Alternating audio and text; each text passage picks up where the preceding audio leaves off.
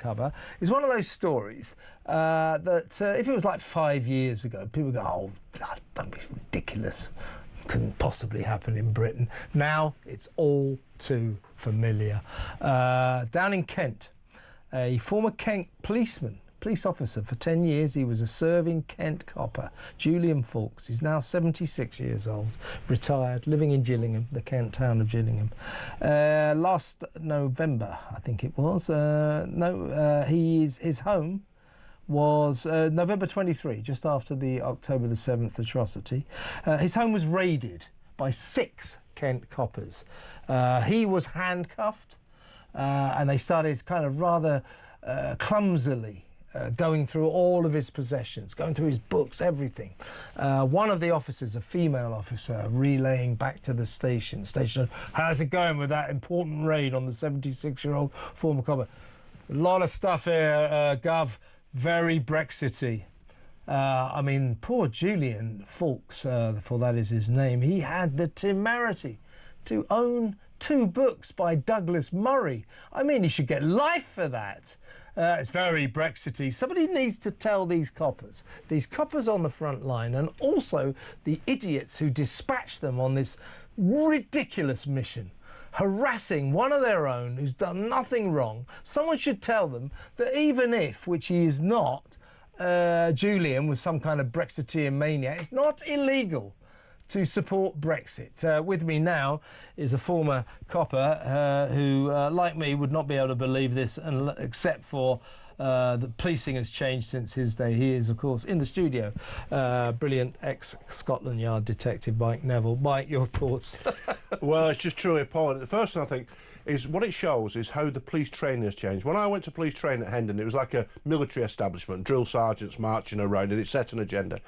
Now these police officers go to a university, and what you see is this like insidious left-wing influence, this idea that supporting Brexit or liking Douglas Murray or reading The Spectator is some kind of sin. So that's number one. Number two, the police forces involved. The original information on this didn't come from a member of the public. It came from the Met. The Met gave it to Kent. Now, if the Met and Kent police were solving every burglary, every theft, every rape, every robbery, you could think, well, they might be able to focus on something else. But these are 2 police forces, so the Met were inspected and described as inadequate at investigating crime. They solved about 3% of crimes. Kent were described as needing improvement, and they solve about 6% of all reported crimes. Needing improvement. So those 6 officers would have been better in Gillingham town centre, patrolling, catching shoplifters, dealing with antisocial behaviour, making us all safe. And then there's the police procedure issue. Why are you handcuffing a 76-year-old man? In his own home. Somebody has got to justify this. And also, when he was taken to the police station, a sergeant has got to sign a legal document which amounts to why this person has been arrested. So there needs to be a top-to-bottom inquiry here to say who authorised this? Who said send these 6 officers? Then who said handcuff an old man who has no danger whatsoever, no intelligence about danger, and who authorised him to be locked in a cell for 8 hours? Because, and what this does as well, I noticed what his lawyer said, is it sends out a message. Freedoms don't get taken away all at once. What happens is there's a gradual, insidious creep where you get taken, and people get afraid. So his neighbours will now think, do you know what, I won't put out that tweet that I don't agree with illegal immigration.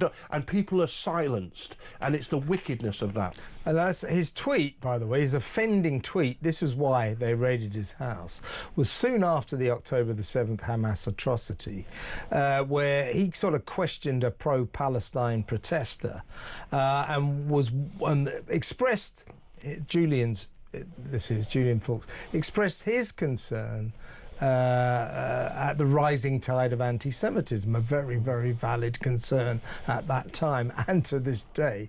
It was a perfectly harmless legal tweet, and yet this massive raid, as if he's some kind of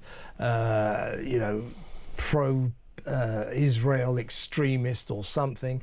And it gets worse, Mike. They also, Julian Fawkes' wife is a retired hairdresser. They found her shopping list, which they found to be extremely concerning. She was clearly dangerous far-right terrorist, because in this shopping list was bleach, tin foil and gloves. Surely not. Now, you know, she's obviously dodgy. I mean, what's going through their heads? Well, it's perfectly nice couple. It just, and also, what people will be thinking is, if somebody was tweeting pro-Palestinian things, would they receive the same treatment? And there's this real lack of trust in the police. So the trust and confidence in the police is at the floor. So the police are always telling us, oh, we're doing all these things, and we're fiddling the figures and recruiting ethnic minorities, recruiting women, and doing all these things that no one in the public really cares about. The trust and confidence goes through the floor, and what happens is that people just see this two-tier policing, and we're constantly told by the establishment there is no two-tier policing, but they can say it as much as they want because people can see it at the end of their nose. It's obvious what's going on here, and this man, you know, it's just terrible. And the other thing about the police as well is they sometimes bully people into taking caution. So they'll say, if you take a caution, I know they you'll be able to leave.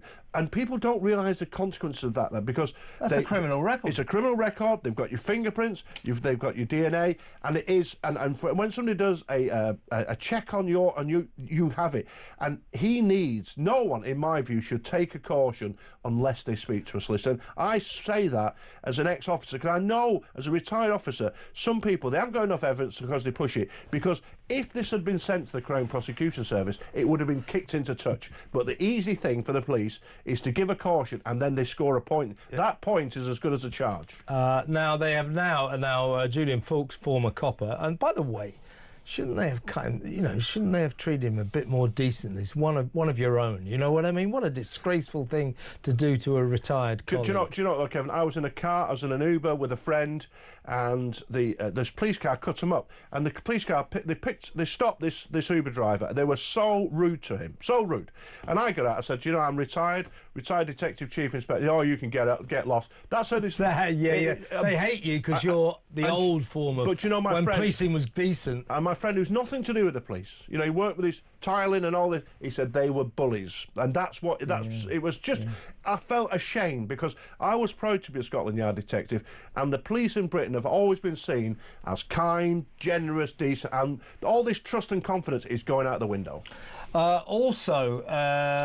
Julian Fawkes, obviously no fool, former copper, refused to take the caution, and he is now suing the hell out of Kent Police, and he's going to win, isn't he? Obviously, this was a disgraceful thing for the police to do. They've admitted that this ludicrous soup was a mistake. And how many? Why didn't they know that in the first place? Well, and how many more of these are there that we've got to get on with? And how is it that, you know, I saw Chris Phillips, the previous police minister, criticising this. This happened on the time of a Conservative government when he was the policing minister. It isn't good enough.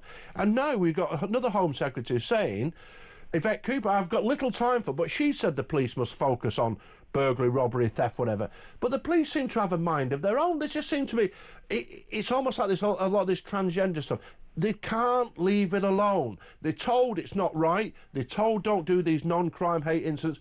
But it's so ingrained in them, they can't stop. It just needs a real change of leadership at the top. Yeah. The police are like so many other official bodies, public bodies right now, that need to be told. The Supreme Court made a ruling 2 weeks ago. That is now the law. And as the police, might be an idea if you observe that law, Rachel Swan, the Chief Constable of Derbyshire, she actually stood up and said, in terms of I'm not using this anymore, but, you know, coppers, male coppers who want to pretend they're women, who identify as women, have hitherto, to this day actually, been allowed to strip search real females, real women. Strikes me as all wrong, but that was such was the wokery that engulfed the police. That ruling should have changed all that. What was Rachel Swan's reaction? We won't be moving anytime soon to do anything about that. It's outrageous. It is, and not only it is outrageous because most criminals are men. 95% of criminals are men. But the women who are criminals are often victims. There's all sorts of circumstances, mental health, domestic violence, all sorts of horrible things, prostitution, but dreadful things. And then this vulnerable woman is searched by a bloke dressed in a skirt. It is just truly shocking. Is that progress? I don't think so. Vulnerable or not, no real woman should be searched by a man, a pretend woman. No, that should not be happening. Obviously, Rachel Swan, I think, speaking for a lot of chief constables, we won't be moving on that very particularly quickly anytime soon. I mean, it's outrageous. Well, it's group thing. Yeah. You've got the entire lot of chief constables. Stubborn group thing. And there used to be a mix of people, ex-military, then university. They're all the same ilk now. They're clones. All come from the same university, but they'll talk about diversity, they'll talk about skin colour, gender, all this. They have no diversity of thought whatsoever. Everybody thinks the same, and that's what's wrong. Every time I speak to you, Mike, I've said it to you a million times. I always say to old Peter Blexley as well, I wish you two were still coppers. Well, I offer my services to the police to come back and help them catch more criminals. Yeah, or any. That would be a good start. Mike Neville, former Scotland Yard detective. Brilliant stuff. Thank you so much for coming in.